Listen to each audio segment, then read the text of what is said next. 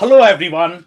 Welcome to today's show. And if you're joining for the first time, this is part of our industry series for which we meet every Tuesday at 5:30 p.m. Eastern, and we cover a bunch of stories related to ERP and digital transformation. And we always have one vendor or solution that we review. The approach that we typically follow for these reviews is going to be based on either the financial information that might be available publicly. The second thing that we like to look for, if the company that we are reviewing may not be public, then we look for the marketing positioning, how they have positioned in the market in the last few years. Or the third approach, if that is also not available, then we look for the user reviews. So for today, we have a vendor called SYSPRO, and we are going to be reviewing them. But before that, we are going to introduce all of our panelists. Phil, would you mind introducing yourself? Hi, Sam. Hi, everybody. My name is Phil Kerper with Ringling Business Solutions. I've been in the C-suite for the last 20 plus years, leading mid-market businesses and implemented a lot of ERP projects and full implementations.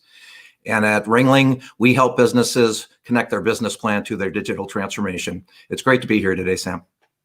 Okay, amazing. Thank you so much for being here, Phil. Dave, can I ask you to introduce yourself?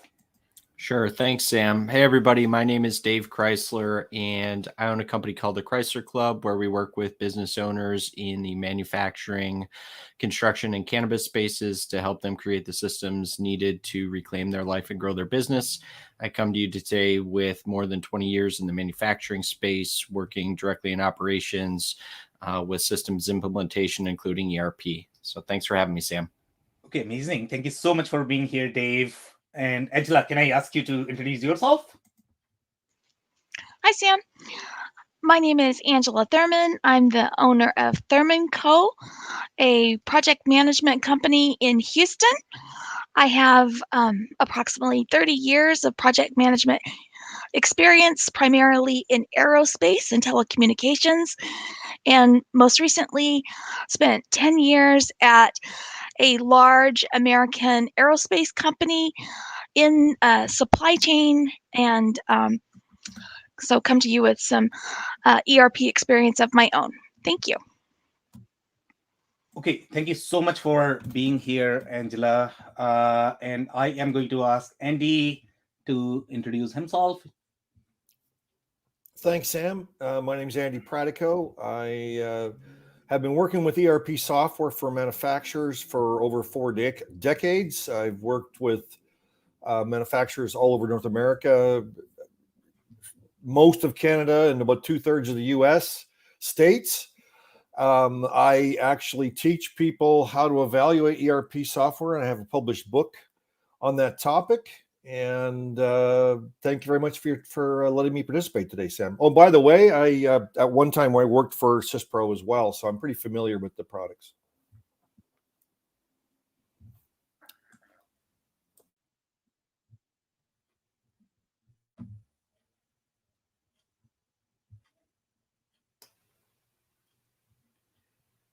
Andy, do we still have you? Did we lose you?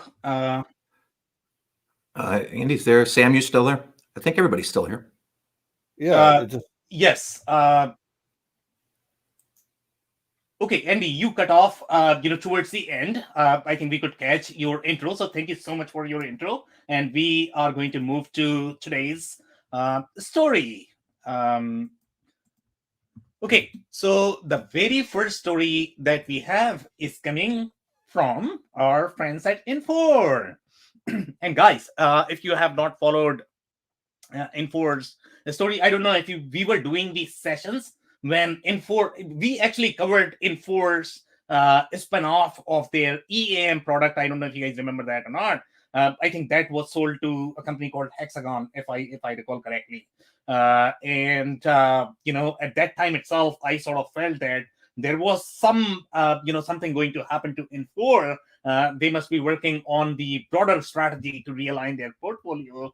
And we have seen that, that is true. So today, what they have done is they have acquired an MES solution. That was a bigger gap in their portfolio. So in the Infor solution portfolio, there was a tiny sort of MES system, but it was not as comprehensive as their competitors. And sometimes that could be a huge hole for Infor compared to some of the other competitors, such as Apicor has very strong capabilities in terms of their MES. SYSPRO that we are going to cover today, they like to white label the Link solution. They have been white labeling a lot of different solutions. So a lot of different ERP vendors have their own way of approaching how they include the MES solution. In case of Plex, obviously Plex has its own MES solution, and then they have now Rockwell solution. So obviously this whole industry 4.0 movement is obviously big, and companies need to do a lot more on the MES side, and that needs to be integrated with your ERP. So I think this is the right move overall for Infor. And I feel very excited overall, because obviously Infor had very strong platform for everything else, but MES was there the gap. So here, I don't know if you guys are familiar with the Lighthouse system. My understanding is that this is coming from Europe. I had not heard of this solution before. Andy, if you have come across the system, if you have any feedback, please. No, I don't, Sam. I'm sorry. Yeah, so I read about it. The technology seems okay. I don't know how new that is, to be honest. Okay, so we are going to review the capabilities, but I'm pretty sure Infor has done the due diligence in terms of what they would expect in the kind of system they are trying to couple with their products. So here we'll read the commentary to see if we can find any insights here. So it is saying the transaction which has already closed will fully integrate, and that would be my expectation as well, that it is going to be full integration, ERP plus MES, and that's how they are going to actually sell the solution. And by the way, Infor has a lot of different products, so it's not entirely clear which product they are going to target first overall from the integration perspective. But my understanding is going to be they are probably going to be integrating this with all, especially the ones that are really positioned in the manufacturing space. And those would be your LN is the solution that is positioned in the manufacturing space, as well as your CSI. I don't know if they are also going to be doing with visual. There are a lot of different ERP systems that might be phased out from the Infor perspective, and that we are going to review in Infor session. But seems like they are going to be integrating this fully with their product.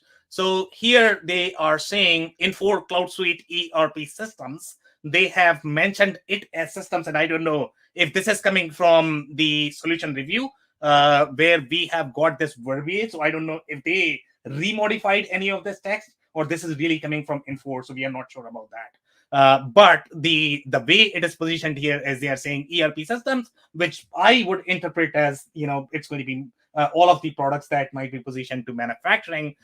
They might be thinking about integrating that and help manufacturers improve their operations management effort across production. Sure. The MES system is accessible 24/7, can be deployed in the cloud or on premises, and is designed to connect a factory with a single thread of data accessible at the shop floor level and throughout the enterprise. Infor expects the integration of Lighthouse into its Cloud Suite ERP, but Cloud Suite ERP is the blanket term for all of the products that they have. So Cloud Suite ERP, we still need to know which product they are talking about when it comes to integration. Just a comment there, Sam. By saying the Cloud Suite, it's kind of like Microsoft saying Dynamics. It's the same level. But that would disclude Visual, because Visual is not part of the Cloud Suite offerings. Okay, thanks for the clarification. So my understanding is going to be, Andy, this is probably going to be LN and CSI. Those are going to be the go-to solution. M3 is not necessarily positioned for the core manufacturing, especially industrial manufacturing. So I don't know if they are going to be integrating with that, but we'll see, what their approach is going to be. Okay, if you guys don't have any other commentary, I'm actually going to move to the next story. The next story that we have had tons of announcements, from Gartner, and they have released their Magic Quadrant for a bunch of different categories. So number one is going to be their, CPQ. And if you guys are not familiar with SAP CPQ offering, they acquired a product category or the product offering called I believe it's Calidus Cloud, if I remember correctly. That's how they actually got really, really strong CPQ capabilities compared to what Salesforce would have. So they have very, very, very strong CPQ product, and that's why they have been able to maintain this ranking in Gartner. By the way, I mean, see, if you actually look at the different vendors, for example, if you actually go to Oracle's website or Workday website right now, they all are going to have their names, as part of these categories. So all the major vendors are probably included in these Magic Quadrant. So I don't know how much it really means, to be honest, but it's still important to pay attention to which category they are still able to maintain the leadership. So in this particular case, SAP has been able to maintain their leadership in case of your CPQ. They have been able to maintain for P2P suites as well, for both, and that is going to be Ariba and Fieldglass. Okay, Ariba is their direct spend solution. Fieldglass is going to be indirect spend that is typically used in the recruiting, staffing kind of industries. And if you actually go to companies like Coupa, they are also going to have positioned in the Gartner Magic Quadrant. So both of the products, I mean, Coupa and Ariba actually compete head to head, and they both are positioned as the leader. The other Magic Quadrant that we have for is the HCM suite. Obviously, this is going to be their success factor product that SAP has that competes with products like Workday, and they both are going to be competing head to head, and they both are part of the Gartner Magic Quadrant. So we have not included Workday and Coupa, but they both are part of the Magic Quadrant as well. Okay, if you guys have any commentary, we can take those. Otherwise, we are going to move to the last story of the day. And the last story is coming from our friends at IFS. And if you guys are not familiar with IFS does not really have as much presence in North America as of today, but they are moving aggressively. It's one of the most robust ERP solutions out there. We are going to be reviewing them. They compete in the enterprise space. It's a beautiful solution. So we are going to be reviewing their capabilities. And by the way, IFS compete a lot with Infor in the larger accounts, because the way IFS approaches the market, they are also going to be positioning themselves as the full suite offering. So we are going to be reviewing all of that. But right now, we are looking at their results. So they have mentioned that, driving strong performance in Q3 was the increase in customer demand for IFS in the cloud. The cloud revenue up, with cloud revenue up 104% year on year. Again, I think, a lot of these numbers are going to be inflated, in my opinion, because last year was COVID, and now, I don't know how down they were. So they are probably coming back to the normal, but, I don't think we have seen 104% revenue increase, with SAP or Oracle, if I remember, from our shows so far. So this seems fairly high in my mind. In line with this, recurring revenue now constitutes 81% of software revenue, representing a 19% increase year over year. So obviously, they are cutting down on their service revenue. This is the evolution of any of the enterprise software companies. They want to care more for the software license. They don't want to care for the service. And the more mature the company is, the less they are going to care for the services, and they are going to be measured on that. Their investors are going to be measuring on whether you are growing in terms of your services or in terms of your license revenue. If you are going in terms of your services, then most likely those investors are not going to be as excited. So these are the things that these bigger players need to prove that, they are not growing in terms of the services. Here, the contribution of software revenue now represents 72% of the IFS's total revenue, up 17% year over year.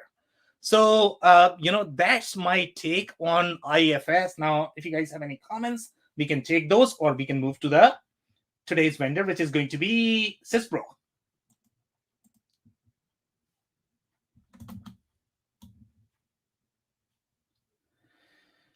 Okay, I am not hearing anything. So I am going to be, giving you a little bit of brief overall in terms of how SYSPRO is positioned in the market. And as you guys may have seen on the LinkedIn post that we have done, and based on our assessment of different products that we have reviewed so far, okay, there are going to be 3 or 4 different categories of how these products are designed and their capabilities, again, unless they are overselling.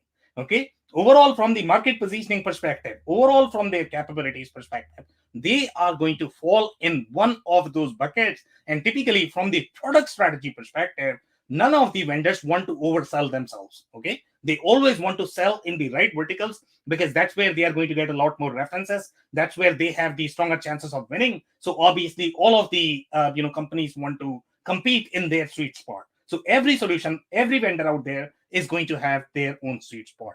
So when you look at the overarching picture of how the ERP products and vendors are positioned, number one is going to be, I call them as more of the desktop apps. They are not truly ERP solutions. And the reason why I don't call them as ERP solution, in my mind, when I look at any of the ERP solutions, typically they should have the basic data integrity from the technology perspective before we can call that as a real ERP.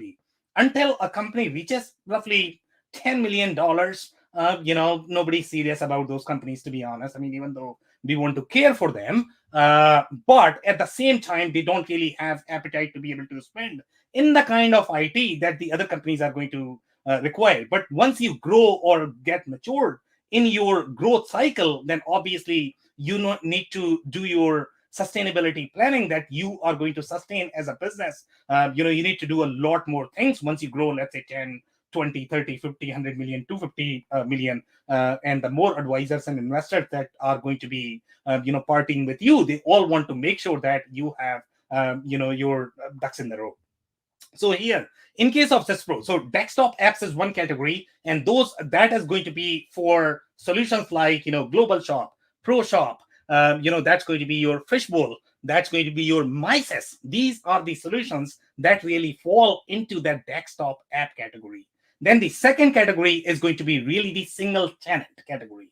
Single tenant category is designed for smaller companies. It's not designed for companies that are going to be in $100 million in revenue, $250 million in revenue. Again, unless you are overselling, or you just believe that somehow the solution is magically supposed to work. Okay, these products are not designed for that purpose, unless you are killing them. So in case of the single tenant, the fundamental assumption is that these companies are going to have just one entity, not the second entity. Okay, so what they are going to have from the technology infrastructure perspective, or from the architecture perspective, each of the databases are not going to be shared. They are going to be completely separate database. And when you have the complete separate database, how that helps overall from the technology perspective is there is no sort of data sharing between those databases. So scenarios such as when you are going to be sharing, let's say, the customers or vendors or purchase orders, or if you are going to have any sort of transactions between those entities, then those scenarios will not be supported. So there are a lot of different single entity solutions out there. Some truly represent themselves in the market, some don't. Okay, so the comparable here for SYSPRO is going to be the single tenant solution, if I'm not off. And Andy, you can correct me. You have been in the market for far longer than I have been. But comparable for SYSPRO is going to be SYSPRO, SAP Business One, Microsoft GP, Infor Visual. These are going to be some of the comparable solution for SYSPRO. If you are going to be comparing SYSPRO, let's say with Global Shop or Pro Shop, it's an unfair comparison. Okay, if you are going to be comparing SYSPRO with Infor Cloud Suite Industrial or Epicor, it's an unfair, or NetSuite for that matter. It's probably an unfair comparison. And the reason for that is Infor Cloud Suite Industrial, Epicor, they are designed as the multi-entity systems, meaning you can host multiple entities. Okay, sometimes they are going to be limited overall in terms of their capabilities, how many entities you can support, how many different localizations are supported, how many countries are supported, and each product is going to have its own evolution. And typically the way the product maturity curve goes is, especially in the enterprise software space. So today, let's say if you are bringing the multi-entity capability, and most of your customers are, let's say, in US and Canada, obviously you are going to support only 2 countries. Okay, as the product matures, let's say the next country that you want to bring in is going to be, okay, where are all of my customers as SAP? So SAP is going to look at, themselves in the mirror that, what, I am getting a lot of customers that have their offshore center in Japan. So Japan is going to be the next country that I am actually going to include in the product. So each product has its own life cycle, how they typically move. So we are not going to be talking about all of those, solutions. Today, we are talking about the single tenant product, which means the data across the entities are not going to be shared. Now, they have a lot of limitations overall, in terms of the way they work, because this market segment is very different. In most of the products that you are going to see in this specific market, they are not going to be providing you the full-blown product. That's the corporate strategy of every single company out there. Okay. So what they are going to do is, just because, companies cannot really afford to spend $100,000 per year, a lot of these companies. So what they do is they are going to follow the Spirit airline model.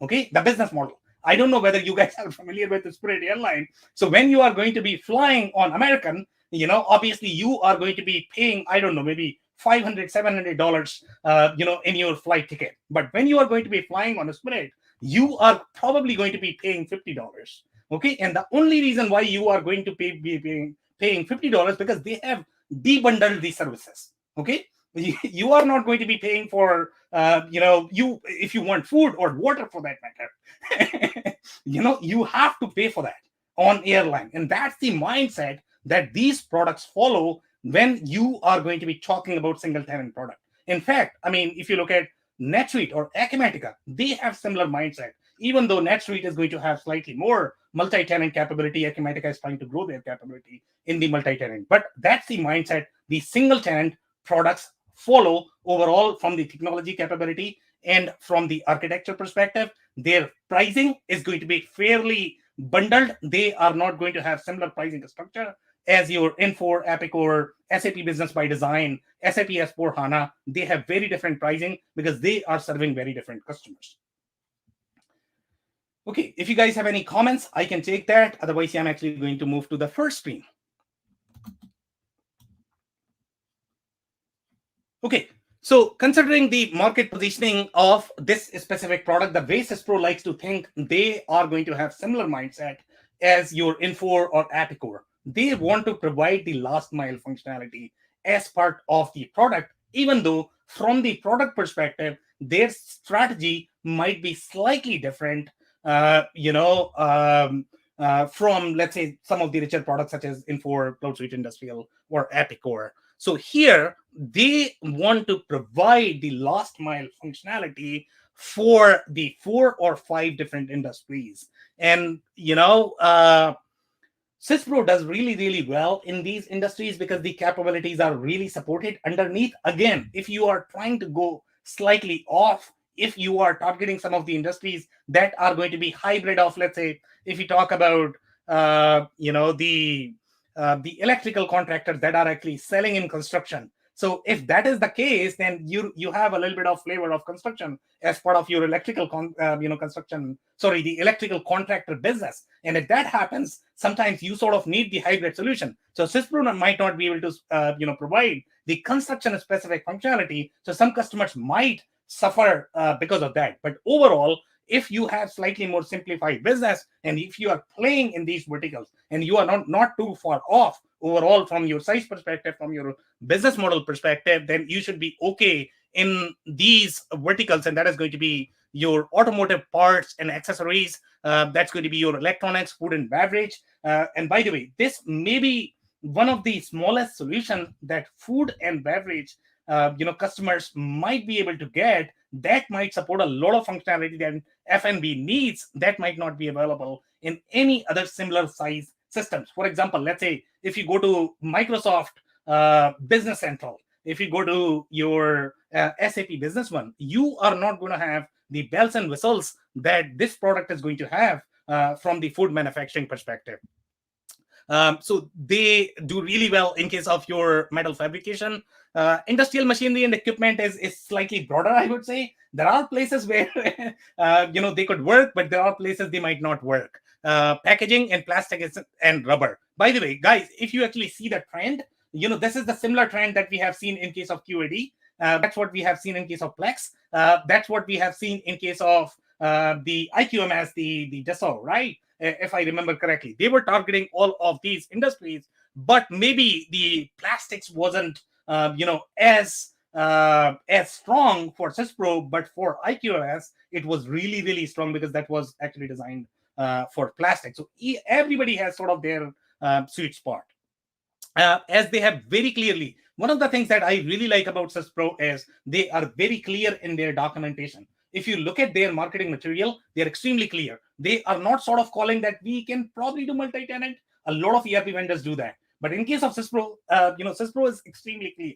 They are saying SYSPRO Cloud is a single tenant software. It allows you to maintain and control the timing of upgrades. Okay, they are trying to sell that aspect. Obviously, that's a limitation. They are trying to position it as, it allows you to control. That's not true. It's a single tenant offering, guys.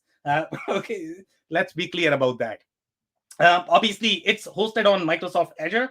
They have their own data centers as well, but they have Microsoft Azure. So obviously, you have that reliability. This is the contract for 12-month period. The only vendor that I have personally seen doing this is going to be NetSuite.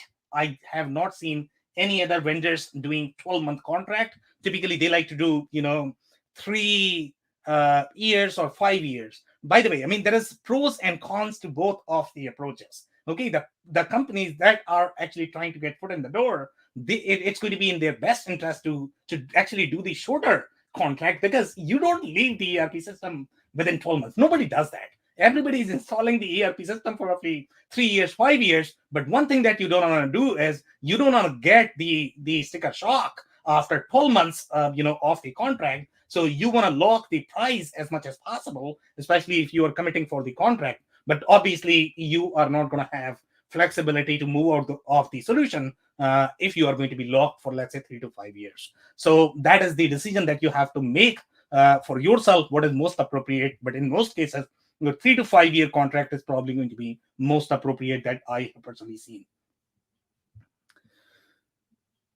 Okay, their support seems to be really good. They have really well-established channel, and that's probably the reason why their documentation is really good compared to the similar smaller vendors, that we have seen so far. Their documentation is really not clear overall from the marketing perspective, from positioning perspective. In case of SYSPRO, the documentation is really, really clear.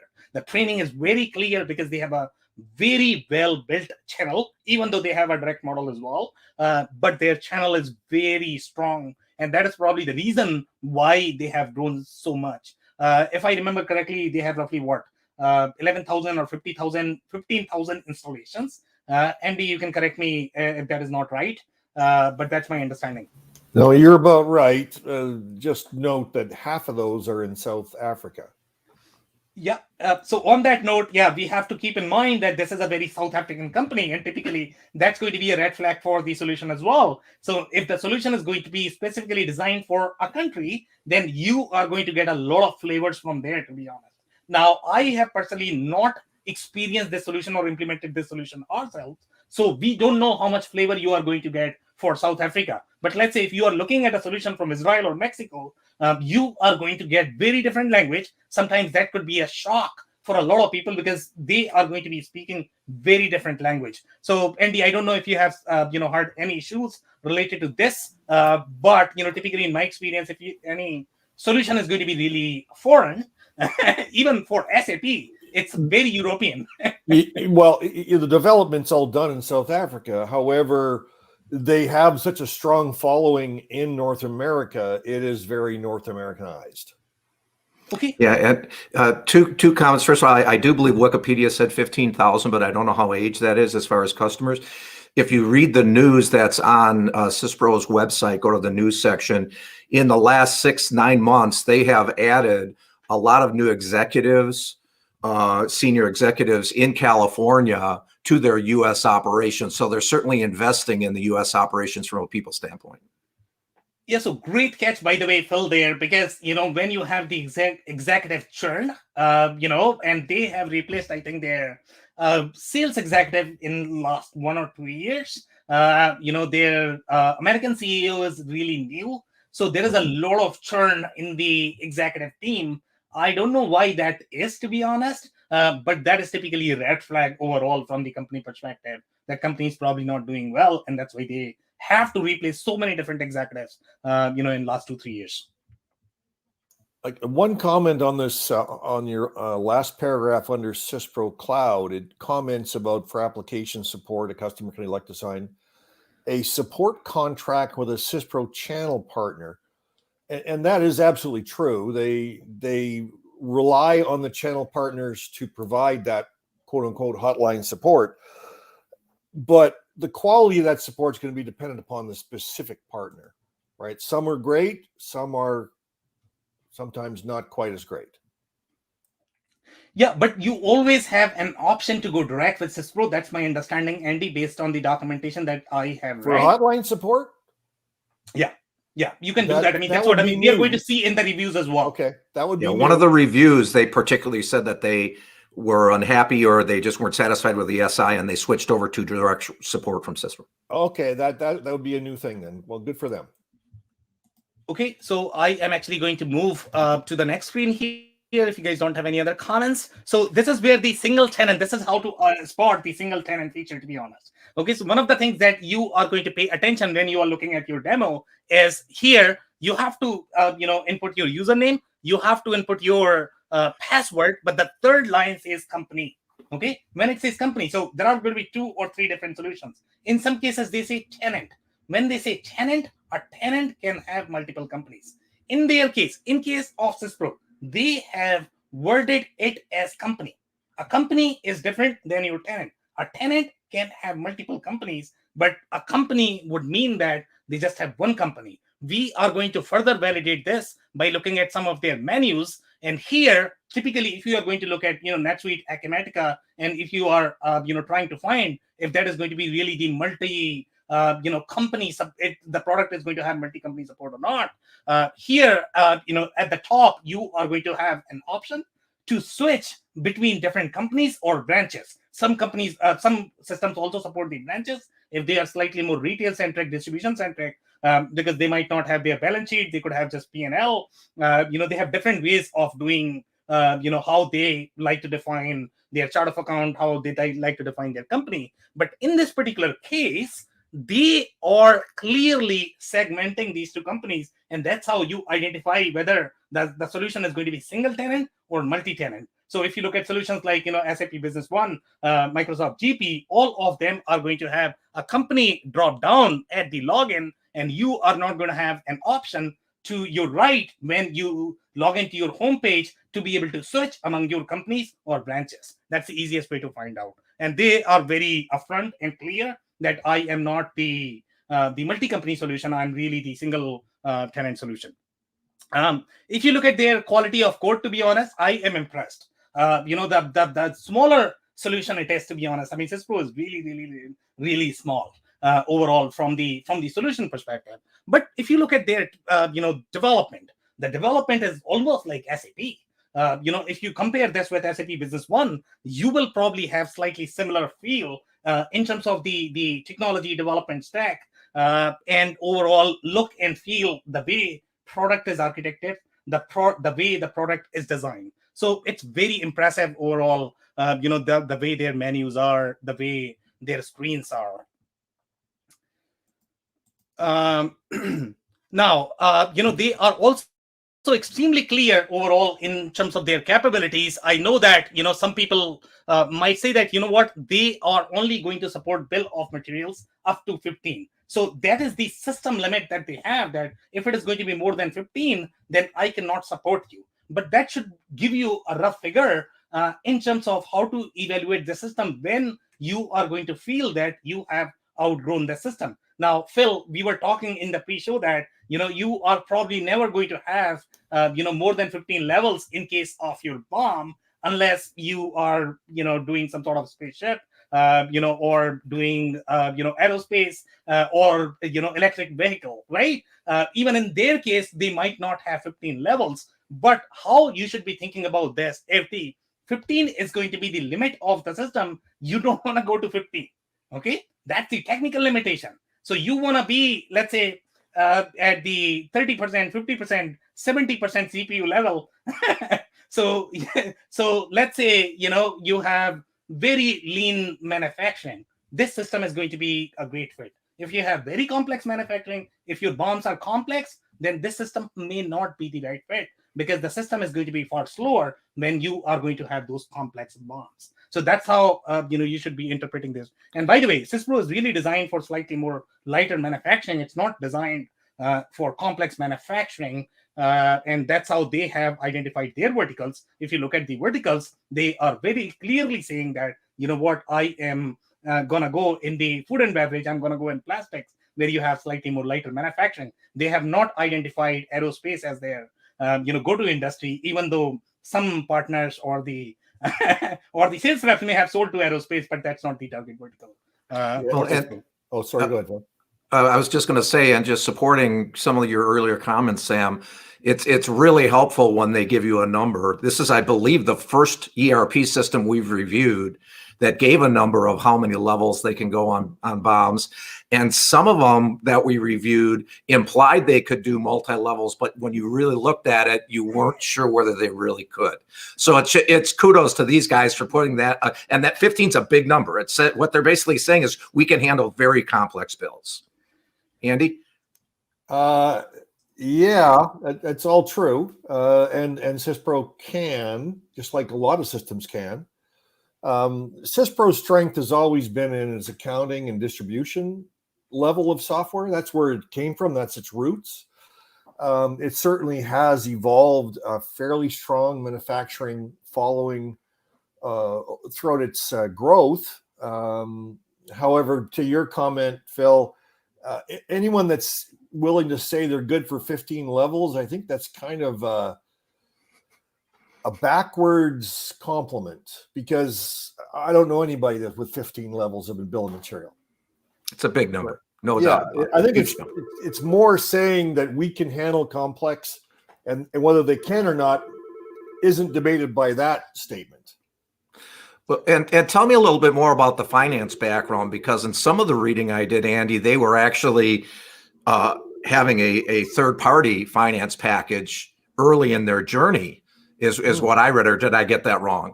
I read it last night. You could be right, but I mean, there's lots of reviews out there for every ERP in the market. Yep. But SYSPRO has always, I mean, they have very strong financials.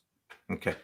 Yeah, I'm gonna have to agree with Andy. I mean, based on their South African roots, it was always a very. In fact, I mean, if you actually look at the solution, I get a feeling of SAP when I look at SYSPRO, to be honest. When you look at the core product, the way their finance is done, and we are going to review some of those features. So again, I think Andy is right. Overall, in terms of their finance capabilities and the distribution capabilities, they're really strong in distribution. Okay, so I'm actually going to move on with some of the comments here. So multiple recovery rates per cost center, work center employee. They have a very nuanced, features and these might not be available in a lot of different systems that I have seen. For example, look at the multiple routes for lead time, cost, and contingency modeling. Now, I think this is going to be applicable for a specific type of industries. But again, they have very specific feature set that some of these industries are going to require. I have not seen rate and block runtime in some of the other ERP systems that we have reviewed so far. What does So that they mean, have. Sam? What What does I have rate no. and block runtime mean?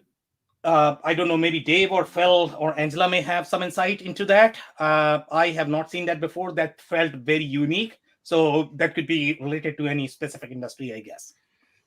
I'm going to guess on this one, Angela. Maybe you know for sure, but it's unit rate and block runtime. It looks to me to be a different way of grouping or capturing costs. My understanding of this is going to be that they are probably able to report the time in blocks. They are saying the runtime that you actually report on your BOM when you are actually reporting your labor hours or the machine hours, that you can probably do it in unit or you can do it in block. Angela, Dave, what are your thoughts? So Yeah, I go ahead, Dave. No, go ahead, Angela. Thank you. So I was thinking that when you're doing your production capacity planning, you can report it at the unit as a rate or as a block for capacity planning. So for either your employees or machine time. Okay, so what specifically does block mean? I'm thinking a block of a number of a block of or lot of units. Yeah, so guys, I'm actually going to move along if you guys don't mind, because we are getting a little bit in weeds. But we are going to be reviewing some of the unique capabilities that we have found in case of SYSPRO. So the other things that we are going to be looking at is going to be the percentage and planning bills, and that's the reason why they are able to work in case of your food and beverage and plastics industry that you are not going to find in a lot of other discrete solutions. For example, your Aficor, even though Infor might claim that they can work in the process industry, but this is really designed for your process industry, food and beverage, so they can support all of those capabilities. The other thing I noticed, I have not found an ERP system that can actually support phantom parts. Okay, so the phantom parts is a very unique functionality. So for example, let's say if you go to industries like sign making, or the industries that are going to be the overlap of your construction and manufacturing, the way their estimation works is they don't want to have all of these parts in their ERP system, because some of these parts may be one off. So the limitations of the mainstream ERP systems, whether you talk about SAP Infor Epicor, you have to have the parts in the system first. And I don't know, I'm not too sure about Infor Visual. Maybe Infor Visual actually had that capability, because Infor Visual was installed in a lot of job shops. But Visual does. So the Phantom is a very specific functionality that is going to be applicable in the engineered to order shops, and that is not supported by a lot of different discrete manufacturing solution, even though they might claim that I can work for anybody, but when you are going to be doing your estimating billing, you are going to struggle. So the Phantom part functionality is really critical, especially in case of your engineer to order. My experience is that the big guys all have Phantom capability. Once you get to your third category that you're talking about, to have that capability in this category is very interesting. And the other thing Phantom does is it allows control of different parts of the manufacturing process without double costing when you roll it up. Yeah, so obviously, Phil, you are going to have every single capability, under the sun, to be honest, when you look at three different solutions. That is going to be your S4HANA, that's going to be your Oracle ERP, and that is going to be your Microsoft Dynamics F&O. Okay, Absolutely. Those three solutions are going to have pretty much everything, because some of these enterprises are going to require so much. So they are obviously the outlier. But one thing that we don't want to do is we don't want to install Microsoft F&O in a 10 people shop or 15 or 100 people shop. That could be overkill in my opinion. So so Phantom parts, typically if you look at the mid-market solutions, that is typically not supported in your discrete solution. So that's a key feature, especially in case of your engineer to order. The co and buy products is again slightly more advanced feature. A lot of mid-market solutions offer that, but not a lot of mid-market solutions are going to have. The distribution solutions don't even have the subcontract operations. Okay, a lot of them. Okay, you will see that. So SYSPRO has that, which is a great addition. The bill of materials features some of the things that I found super exciting. Percentage of parent, percentage of specific quantity. Okay, that is going to be a very specific feature in case of your food and beverage, chemicals, process industries, because they have to change your formula based on these percentages, and they have very complex formulas. Sometimes they have to have the PLM solution to be able to find these formula. Sometimes their ERP system cannot support the kind of capabilities they require for these formulas. So that's a very unique capability, and that's the reason SYSPRO is probably the ideal solution for those smaller, food manufacturers and chemical manufacturers.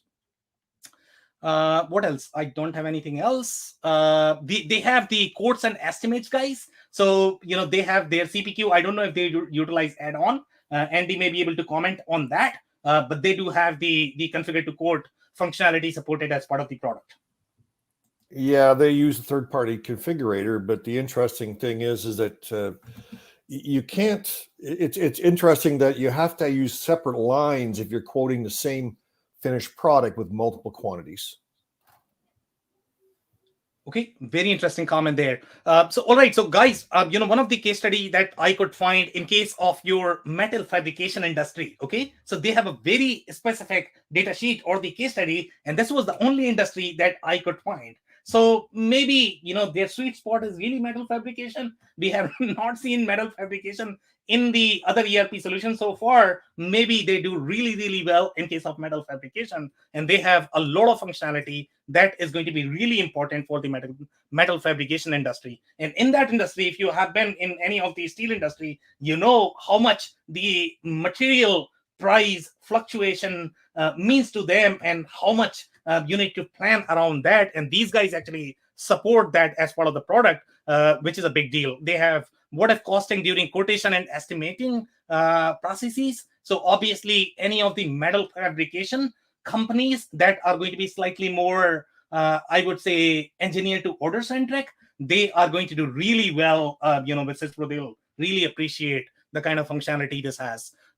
This is going to be fabrication shop environment requires multi-skilled operators. We have seen a lot of issues overall in tracking the certificates, in tracking the multi-skilled operators, even in case of your automotive parts distributors, even though a lot of solutions might claim that they really work for automotive. But when it comes to tracking those certifications and doing the scheduling based on the certification, that's a hard lift for a lot of different solutions. And SYSPRO seems to have that capability built up just because the kind of industries they are targeting. Job sequencing, grouping of similar products to reduce scrap and improve efficiencies. Again, job sequencing is a very, very, very unique feature. Not a lot of even your mid-market solutions are probably not going to have that. They have that. Nesting as part of the product. That's probably going to require some sort of add-on. That's going to be part of your CAD solution or the CAD add-on. In case of SYSPRO, they have that built as part of the product, which is phenomenal. Sam, it looked like on that nesting feature, it did look like that was still a bolt-on that they were integrating with, from what I saw. Okay, yeah, so this could be tricky overall, I would say in case of SYSPRO, because they have a lot of offerings. They are selling as the white labeled solution. So sometimes it could be hard whether it is really their product. And we have seen this issue in their reviews as well, that sometimes what is going to happen is, they were using somebody else's quality module, then they had to drop, then they had to use something else. And now you are under the contract. And, even though you are still using SYSPRO, but now you are using a solution that is probably not going to be as seamlessly integrated as it would if they actually owned the solution. So that's where you need to really pay attention to who is owning that solution. And if the vendor is really being true to their words, they will highlight that. Okay, they will name them out in the contract, even though they might say that, I'm using Link as my MES, but they will say SYSPRO Link. Okay, so pay attention to that and do a little bit of research when you go, okay, what is Link? Link is a standalone MES that is present in many different ecosystems, even though SYSPRO is selling as their own product, but that's not their product. Somebody else owns it. That certainly supports their a la carte or Spirit Airlines type of strategy, right? To have those add-ons versus everything in their core branded software. But back to your information, whoever put that case study together absolutely had their hands on that implementation, because that's a really that's a technically deep description of the problems and the solutions on a manufacturing floor that they put there. It's very impressive. Yeah, could not agree more. This is what I personally like to see. The more specific you are, the more I am going to appreciate. So good point, Phil, there. Now I am actually going to move to some other features that are very unique in case of SYSPRO. For example, inventory families. I have not seen this feature in a lot of different software. Inventory family are going to be super relevant in your food and beverage business, because you need to do your SKU planning at the parent level. Sometimes the individual SKUs are going to be too much. So you require inventory family supported as part of their core, SKU scheme, so that you can really plan. So that is what is actually supported by SYSPRO, which is very impressive. Forecast at various levels in the family hierarchy: grandfather, father, child, multi-level analysis. And this actually reinforces Andy's point when he said that this was really the finance and distribution solution. So they really have very strong distribution functionality as part of the product, and in some cases retail as well, to be honest, because they are going to need all of these bells and whistles. The previous screen showed ABC costing, Sam. Yep. And that's just an example of the strength of their financials, right? Could not agree more. You are absolutely right. Yep. And that is it. By the way, the activity-based costing you are going to find in case of SAP as well. So it's a very, very, very SAP-like product, to be honest. Okay. So they have some more things: forecasting algorithms, including a competition method, which automatically selects the best algorithm for the collection. I think that's a very advanced feature that I have not seen in a lot of different distribution software. Maybe SAP Business by Design or B1 does, but because they are positioned as more of the financial and distribution solution as well, not purely manufacturing. Group warehouses for the purposes of forecasting at a regional or territory level for logistical or supply chain purposes. Okay, this is a very distribution-centric functionality. If you don't have that, you are going to find it hard to run your distribution business. You have to have this. Okay, so again, validates Andy's point that this is a very distribution-centric solution. Detect seasonality and apply forecast to seasonal data at present. Again, very, very, very, food and beverage, distribution, automotive, in fact, because automotive has a lot of seasonality that they need to support. And that's the reason why they are targeting those industries that are going to require all of this. Okay, I am actually going to move to the next screen. Here, guys, this is real deal. I'm telling you, like, they have mock recall. I did not see mock recalls even in case of Plex, which is really designed to be an automotive solution. Okay, here, this is a real deal overall in terms of the recallability feature. And the reason why they might have the support for mock recall is because a lot of food and beverage vendors, they need to be far more regulated, in comparison to your automotive, even though automotive might claim that, they are very regulated. But in case of, food and beverage, FDA is watching. So you really need to have that data that you have those capabilities supported as part of the product that I have not seen in a lot of different products. So the traceability is really strong. The recall management is very strong. That has a, bits of functionality that you need if you are going to require the recall functionality. The time limit is critical in case of your recall, because you are mandated by the regulatory authority, and they have that feature supported as part of this. Okay, some other things I have seen is multiple dates supported as part of your lot or serial numbers that I have not seen in a lot of different solutions. Okay, if you are going to see a pharma solution is going to have far more requirement. For example, in case of pharma, they need your lot and serial number both. Okay, typically, if you look at any of the vanilla ERP system, they are going to say, you know what, either you are lot control or you are serial number control. And if you require both, then you need to use some sort of shortcut workarounds in the product. Sometimes they work, sometimes don't.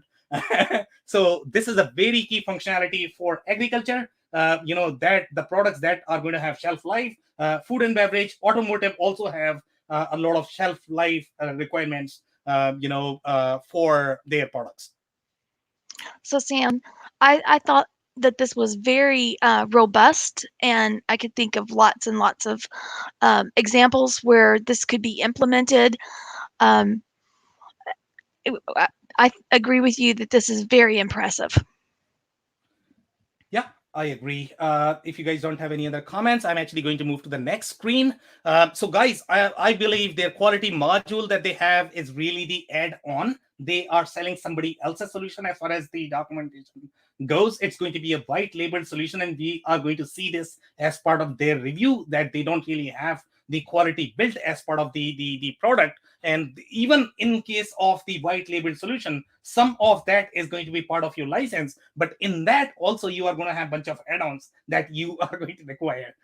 Okay, so it's add-on to add-on. So obviously pay attention to those things when you are looking at the contract. Okay, which product has what capability and what you are getting as part of your license. And in case of SYSPRO, it could be very difficult when you are looking at this very complex price matrix, and you need to figure out, okay, what is where and what is going to be my price. It could be extremely challenging, but that is designed for purpose, for buyers who don't feel comfortable spending $1,000 on the American Airlines. They have to go with the Spirit mindset.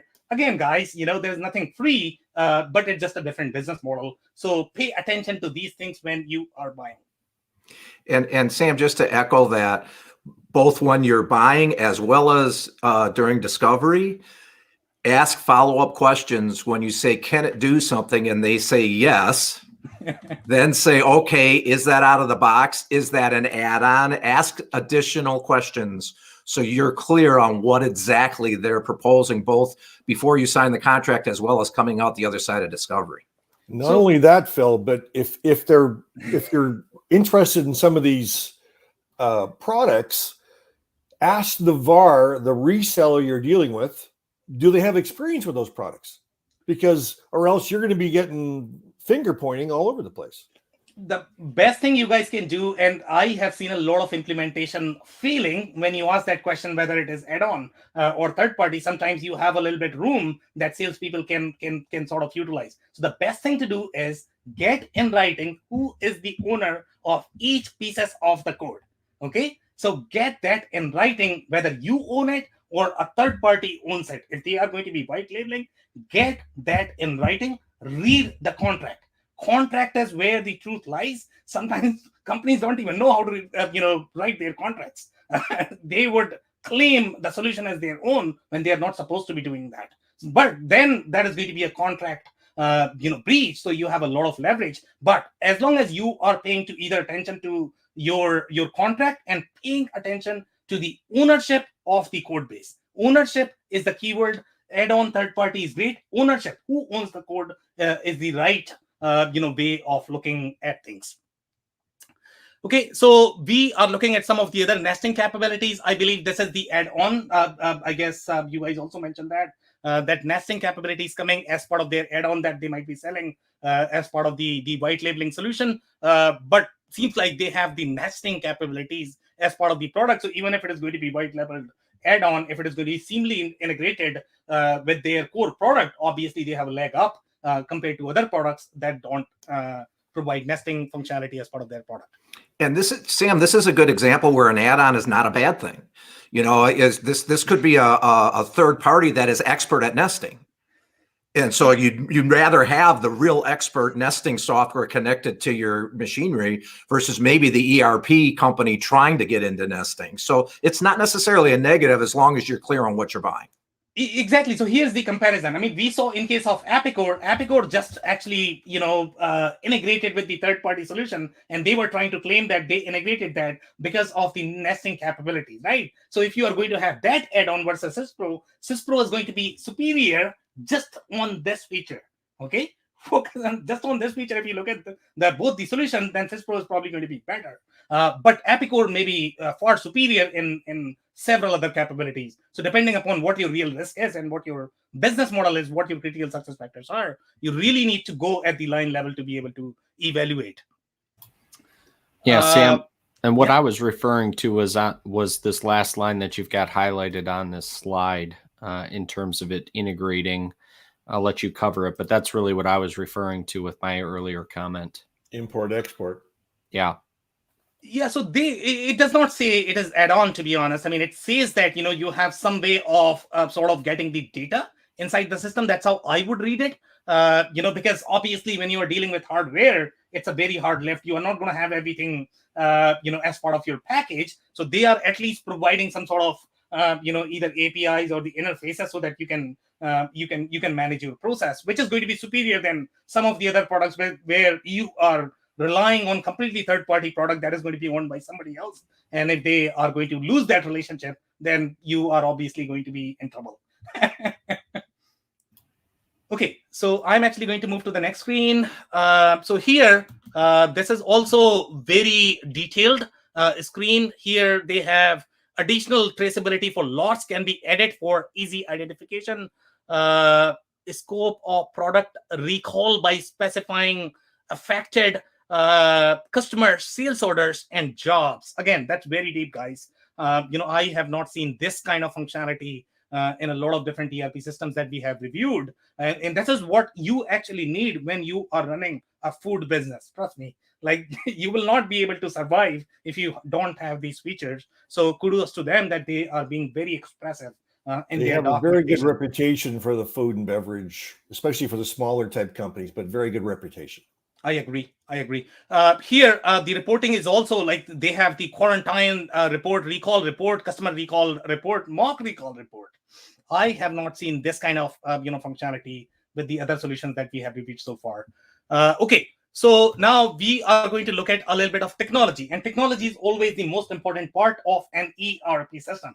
So as we all know, we have reviewed systems like Global Shop, we have reviewed systems like ProShop, Fishbowl, and even QuickBooks. I think they rely on the NoSQL database because that actually reduces the memory footprint, or they are going to be relying on the file-based database. When you are going to be using these databases, then you are going to have significant problems overall in terms of your transactional integrity, your data integrity, and that we are going to find in reviews how much the SYSPRO users have struggled. But SYSPRO as a solution has come a long way. They have figured this out that if I want to be a mainstream ERP, and this I call as SYSPRO is one of the first ERP, the real ERP solution that your business can have once you grow to, let's say, $5, $8, $10 million. When you want to create a sustainable business model, then you need to figure out, I need to have an ERP system that can really take me to 30, 40, 50. Let's say if you are not planning to be 30, 40, 50 in the next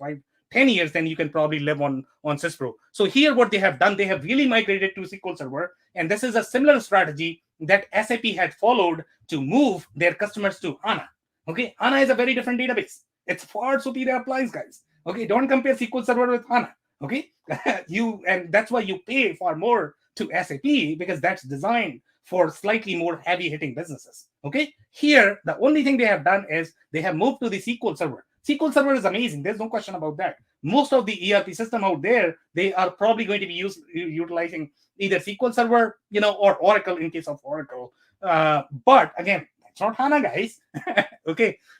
So in case of SQL Server, the SQL, they have removed a lot of different problems that was part of this file-based database. And one of the problems their users were struggling with the re-indexing. And because of the re-indexing issue, what they had to do is the users had to be kicked out from the database. They could not work in the system. So the system was going down for a very long time, guys. Okay, so in the version 6, they had introduced SQL Server, I believe. Okay, but in the 7, they had both. They had the file system and SQL Server running in parallel because they could not move all of their customers to SQL Server. In version 7, my understanding is that they are pure SQL Server, but not a lot of customers are willing to move to SQL Server because that's a little bit of transition curve. I don't know how hard that move is. A lot of people have complained about their patching. A lot of people have complained about their untested code, and we are going to review all of that in the reviews, that they have had real technology challenges. But what impresses me about them is there's a really small solution, to be honest. Okay, it's probably not going to be as expensive, and they are at least giving the SQL Server. That's commendable, guys. Okay, anything else did I notice here? Okay, if you guys have any comments, I can take those. But primarily the issues that you are going to see here are going to be the index rerun and then your data integrity are two major issues that I think you are going to have with when you are going to be with desktop apps such as your Global Shop, your Pro Shop, Fishbowl, MySys. Those QuickBooks, they are not designed to run your transactional business. Let's be very clear about that. And just, you didn't mention it, Sam, but they listed all of their newer products on the bottom of that slide. And they're saying those are only available options with the SQL Server platform, right, on the bottom. Yes. There. So yes. It's very common, right, that when you go to a new Hey, Phil, did I lose you? Pardon me. That would be typical, right? Where if you're going to go to a new architecture, that you would have your new products only be on that architecture, kind of force the issues of your legacy customers to move. Exactly. You got this right. So they are intentionally not supporting some of the advanced features and the products on the legacy products so that the customers can move. Every vendor has done that. So kudos to SYSPRO that they are doing that. And in my mind, all of the customers should move to SQL Server because that's better for you. Okay, so I'm actually going to move to the next slide. So we are going to check some of the reviews. Here, this is one of the ERP systems which uses Java as the programming language. Okay, guys. So we don't know a lot of ERP systems in the market that use Java. I believe NetSuite is on Java. Obviously, any of the Oracle products are going to be on Java. Any of the IBM products are going to be on Java because that's their, they own the language. But other than that, if you actually look at in the market, so some of the ERP systems, such as the only ones that I have seen in the market, Infor MES is on Java. Okay, now SYSPRO is actually on Java. So overall, Java is kind of your enterprise language, right? That's what most enterprise use. Obviously, it's going to be the most secure, but it's also going to be most expensive. So just and .NET and Java, they are fairly comparable. But overall, from the skill set perspective, let's say if you are hiring an ERP developer and if you're going to be using SYSPRO, if you move from, let's say, your SAP to your Infor CSI, then you are probably going to have the .NET to .NET transition. But in this particular case, it's going to be .NET to Java. That could be a very significant transition. Just to keep things in mind, it's not a big deal, but they do use Java as the technology platform. In some cases, if you're going to be using PHP, then I am probably going to put a red flag because PHP is not really designed. Node.js has developed a lot of server-side application. They have come a long way, but PHP is not the language that you should be using for the server-side programming. At least I have not seen that so far. Now, the installation isn't smooth as I hoped. Okay, it could use some pre-made printed forms. It tends to be slow. Slowness is going to be there depending upon, this review is coming from 2018. I don't know which version she was on. The slowness could be an issue, and this is what you are going to experience. So even though they have claimed that, I can support up to 15 levels in BOM. Okay, if you are going to hammer the SYSPRO with 15 levels, obviously it is going to be slow, guys, because that's their peak. Okay, but if a vendor is claiming that they can support up to 250, which is probably not going to be hammered as much when you are, let's say, going to go to 6, 10, 12. So that's how you should be thinking about these things, that, even though you are looking at a demo, you are not actually doing the test with your actual data. Once you put your data, then you will realize how slow the system is going to get. So obviously these issues are going to be there. I don't know which interface she was using, so we are not going to call them out on that. I think the screens look fairly decent. The interface isn't as bad.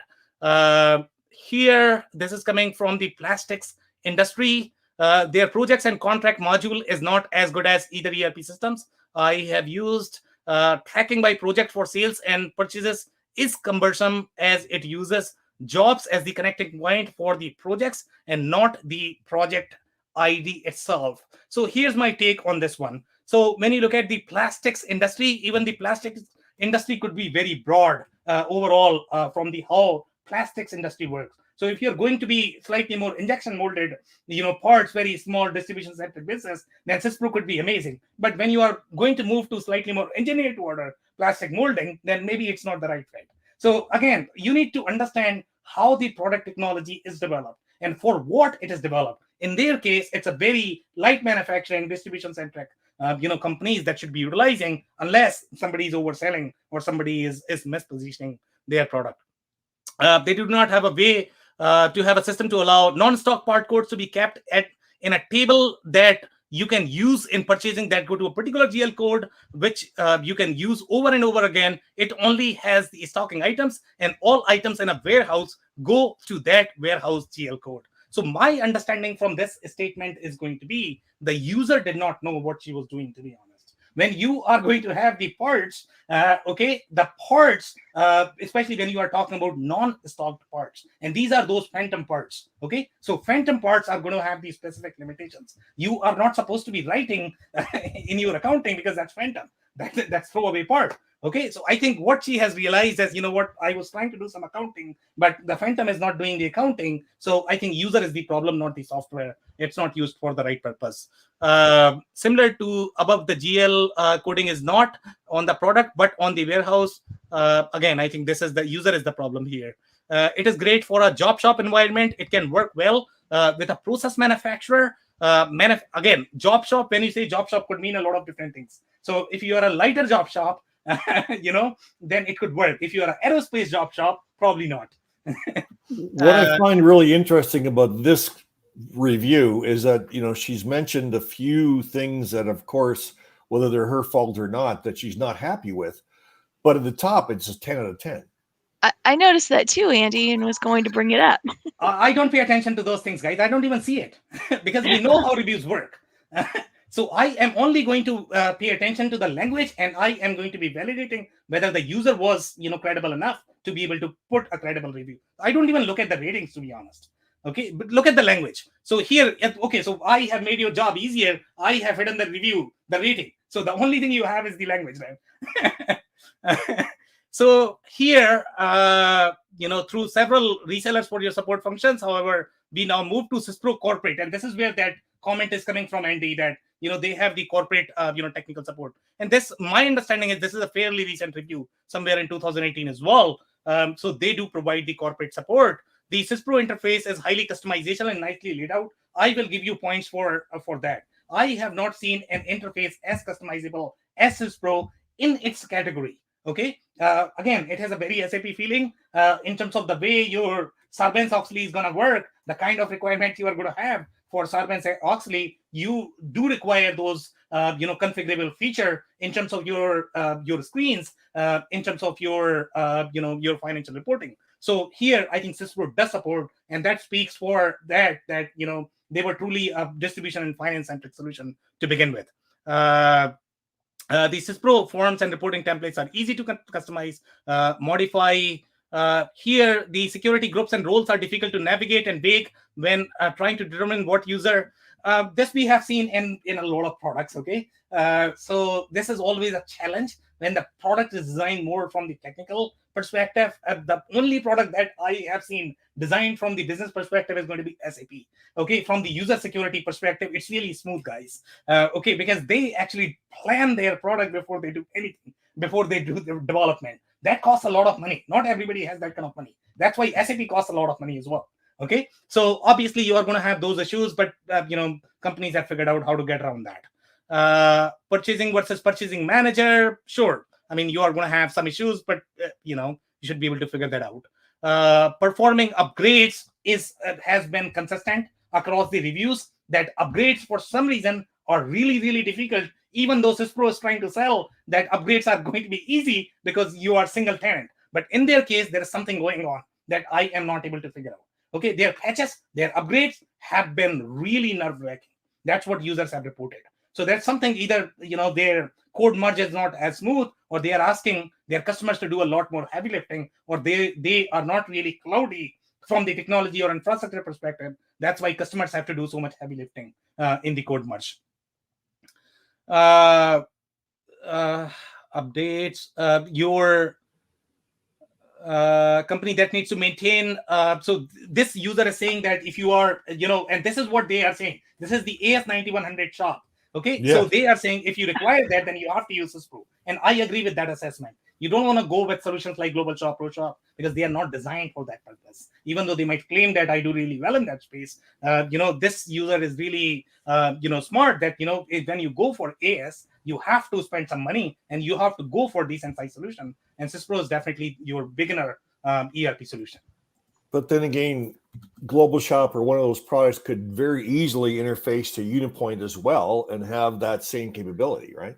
Yeah, but I mean, you are not going to have as much traceability. The intent of AS is that, you are supposed to have the same security configuration. Again, if you are bypassing that or you are hiring an auditor who does not know what he or she is doing, then it's a different case. But the intent of AS is that your processes should be traceable end to end, and you are not going to get that traceability unless your product is completely connected from the accounting financial perspective. It's designed as sort of the financial product, and the whole idea of these compliance, whether you talk about automotive industry, aerospace, they are mandating these compliance. So you reduce your risk from the vendor perspective, you reduce your risk from your planning perspective, and there's no way in the hell you are not going to be able to do the planning in solutions like Fishbowl or ProShop, or even though they might claim that. Well, Sam, it's not only that they have to be traceable, they have to be documented to begin with. Exactly. Okay, guys, so I'm actually going to move forward with this one. So non-stocked configurable product production and management, which is a plus. This is where I found this to be really, really smart solution, especially in the ATO space, because they have a real problem. This is going to be only one solution, especially in the smaller category, that can do this. A lot of even the bigger products cannot do this. So this makes it ideal fit for the food and beverage and some of those smaller ETO categories that are not going to be heavy on services, that are not going to be heavy on assets, that are not going to be heavy on. So it's a huge plus for SYSPRO. The hard client is old technology. It would be great if SYSPRO moved to a web-based platform. I don't know, this review is coming in somewhere in 2018, 2019 as well. I don't know whether this user did not move to the newer version or they were using the hard client. Seems like they still have that. The REST API is not as advanced. That's always a possibility. Not everything is going to be available as part of your REST API, but you should feel lucky that you at least have the REST API as part of SYSPRO, because I don't know any other solution that actually provides the REST API in this category. Completely switching to SQL and getting rid of the DAT files. It's old technology, not secure, leaves room for data corruption. Exactly. That's exactly what we meant when we said that these old file systems are not good. Improving on the rule locking mechanism in the base code results in several instances where SQL has blocks and processes need to be killed. It's a crazy scenario, guys. So obviously their technology is not as slick as we would like to see. The currently MRP modules and production scheduling modules do not handle this scenario very well. Seasonality is not covered as part of the MRP. Again, guys, you are buying the first product. Don't go hard on them. Okay, they are not supposed to provide you everything. So even if you are getting the MRP functionality as part of SYSPRO, kudos to them. And in my opinion, this is not going to be your Enforce CSI. This is not going to be your Epicor. This is a very small solution. So be happy with what you get, because that's what you are paying for. Okay, does a lot right, but where they go wrong is brutal. And this is my risk. When I look at the technical risk, this is crazy scenario, especially, by the way, SYSPRO is on SQL Server now. If you look at the other product, if they really go wrong, then nobody can save you, guys. Literally, like nobody can save you. It's going to be that bad. And that's what, at least in case of SYSPRO, they have figured this out. Users have figured this out, okay? Because they have gone through a lot more cycles in case of SYSPRO, but in case of ProShop, there are no second ERP users right now. I mean, they all are first-time buyers. So at least you have that in case of SYSPRO. Upgrades are very painful. There's a consistent, complaint about the upgrades and patches, and the patching is always a challenge. So this is very consistent across the board. Everybody's complaining about patching. I don't know why the patching is so hard. SYSPRO allows you to heavily customize the core product with custom scripts. In my mind, you should not be customizing. Why are you customizing? It doesn't matter which ERP solution it is. Don't customize unless it is absolutely needed. Allows, any product is going to allow, but that does not mean that you should go out of your way to just customize the product. As a result, a solid testing strategy is needed to make sure that all customizations are properly tested in your dev environment before deploying to production. Obviously, that's given with any software. Okay, so if you don't have money, you are buying SYSPRO. Okay, so don't go hard on yourself. And don't go overboard, especially with the customization. If you are very rich, very large company, and you want customization, then go for the bigger product that are going to be slightly superior in supporting the development that you might require. We are unable to receive inventory in the prior period. This is a very tricky scenario, guys. I have not seen this, but this product was sold to construction, which they don't target. So somebody actually missold them. Okay, so now the construction guy is trying to actually update, and this is a very specific scenario in terms of the review.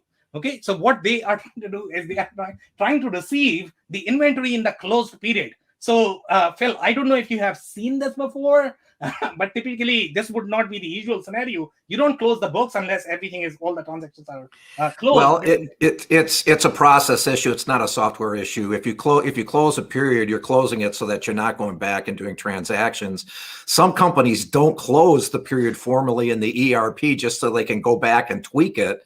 And sometimes they'll leave that for a long period of time, which I consider to be poor practice. But it's done. But the software is doing what it's supposed to do. You close your period, you shouldn't go back there and do transactions. You should make an adjustment in the new period, and note that what you did. Yeah, and going back to the comment about SAP mindset, and this being a financial product, a lot of people hate SAP, to be honest. And the reason why they hate SAP is because SAP does not allow you to do this either. Okay, they have a lot of restrictions. Okay, if your period is closed, you cannot do these crazy things. Okay, you can probably do that in your Infor Epicor, but SAP is not going to. And SYSPRO is probably created from the same mindset. They have far more financial control because this was a financial product to begin with. Right, and I've had CFOs leave periods open all year because of that, and because of wanting to make adjustments. And it's not the right answer. The right answer is to learn how to make a proper adjustment into the system. Could not agree more. So guys, we can take some more short comments before we close. Well, just real quick, I think you've hit it on it a couple of times. I think it's so important. The comment that was made, I think, in the second last of the customer reviews was how hard it was to do a new version when you had all the customization. In between the lines, they bought inexpensive software. They did a lot of customization with it, and they ended up with something that was hard to handle at the end. You said it perfectly. Don't highly customize inexpensive software. If you really need that functionality, buy something that has it out of the box. Exactly, Phil. I mean, by the time they customize it or whatever if they've done, they could have bought the more expensive one. Yeah, and now they end up with all this downstream patch nonsense every time they're trying to move. I think it shows in those comments that and those are probably very smart people. They know their business, but that doesn't mean you've really studied ERP and selection of ERP and implementation of ERP. A lot of these companies that buy these less expensive ones, and SYSPRO can be very inexpensive, need to justify their original decision to upper management by continually spending money to fix it, as opposed to saying, I made a mistake at the beginning. Well, and some of that cost, let's face it, ends up getting buried, which is much easier to justify the higher up the chain than having to go back and either admit there was a mistake made on the initial discovery process, or actually having to go and correct what has already been what has already taken place.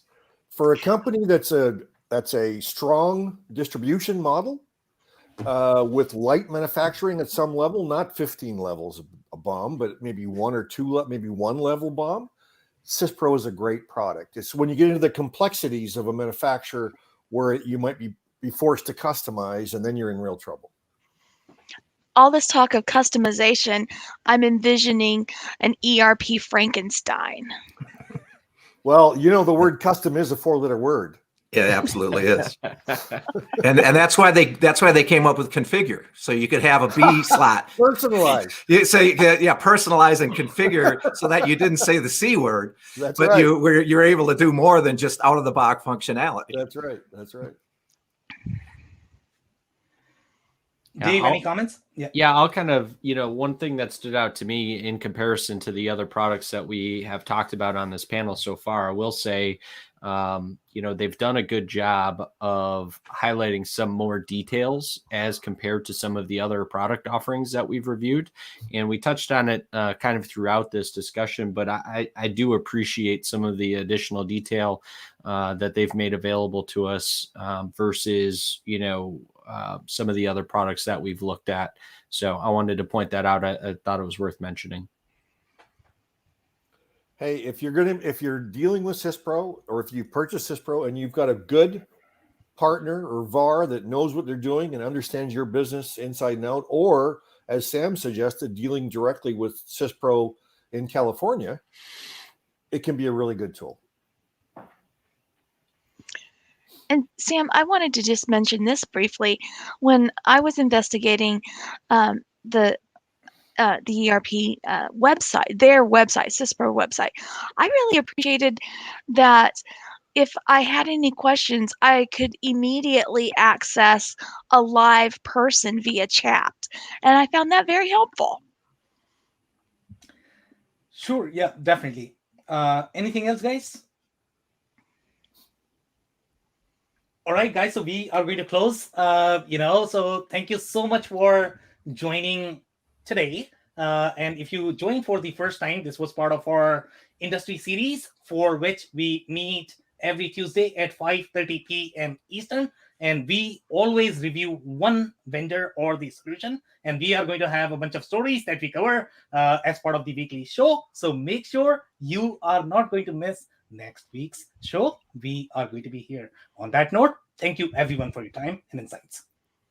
Thanks a lot, everybody. Thanks, Sam. Bye.